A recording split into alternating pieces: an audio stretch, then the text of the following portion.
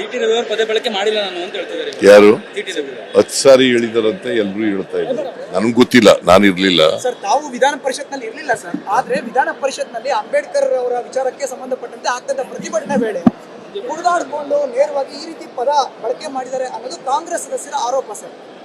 ಅದೇಪ್ಪ, ನಾನು ಇರ್ಲಿಲ್ಲ ಅಲ್ಲಿ, ಕೌನ್ಸಿಲ್ನೆಲ್ಲ ಇರಲಿಲ್ಲ. ಬಟ್ ನನಗೆ ಬಂದು MLA-ಗಳೆಲ್ಲ, ಕೌನ್ಸಿಲ್ ಮೆಂಬರ್ಗಳೆಲ್ಲ ಬಂದು ಹೇಳಿದ್ರು ಬಹಳ ಕೆಟ್ಟ ಪದ ಬಳಸಿದ್ದಾರೆ ಅಂತೇಳಿ. ರವಿಯವರು, CT ರವಿ ಬಹಳ ಕೆಟ್ಟ ಪದ ಬಳಸಿದ್ದಾರೆ. ಅದು ಕ್ರಿಮಿನಲ್ ಅಫೆನ್ಸ್ ಆಗುತ್ತದೆ. ಅದರಿಂದ ಬಹಳ ನೊಂದ್ಕೊಂಡಿದ್ದಾರೆ ನಮ್ಮ ಲಕ್ಷ್ಮೀ ಹೆಬ್ಬಾಳ್ಕರ್ ಅವರು, ಮಂತ್ರಿ. ಬಹಳ ನೊಂದ್ಕೊಂಡಿದ್ದಾರೆ, ಉಪಯೋಗಿಸಿದ್ದಾರೆ. It amounts to criminal offence.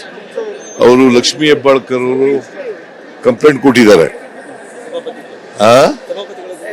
ಸಭಾಪತಿ ಕಂಪ್ಲೇಂಟ್ ಕೊಟ್ಟಿದ್ದಾರೆ, ಪೊಲೀಸ್ ಸ್ಟೇಷನ್ಗೂ ಕಂಪ್ಲೇಂಟ್ ಕೊಟ್ಟಿದ್ದಾರೆ.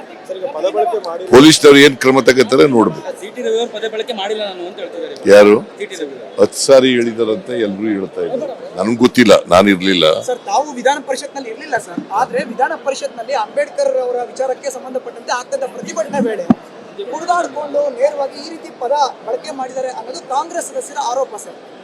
ಅದೇಪ್ಪ, ನಾನು ಇರ್ಲಿಲ್ಲ ಅಲ್ಲಿ, ಕೌನ್ಸಿಲ್ನೆಲ್ಲ ಇರಲಿಲ್ಲ. ಬಟ್ ನನಗೆ ಬಂದು MLA-ಗಳೆಲ್ಲ, ಕೌನ್ಸಿಲ್ ಮೆಂಬರ್ಗಳೆಲ್ಲ ಬಂದು ಹೇಳಿದ್ರು ಬಹಳ ಕೆಟ್ಟ ಪದ ಬಳಸಿದ್ದಾರೆ ಅಂತೇಳಿ. ರವಿಯವರು, CT ರವಿ ಬಹಳ ಕೆಟ್ಟ ಪದ ಬಳಸಿದ್ದಾರೆ. ಅದು ಕ್ರಿಮಿನಲ್ ಅಫೆನ್ಸ್ ಆಗುತ್ತದೆ.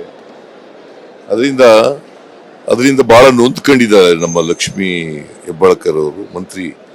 ಬಹಳ ನೊಂದ್ಕೊಂಡಿದ್ದಾರೆ.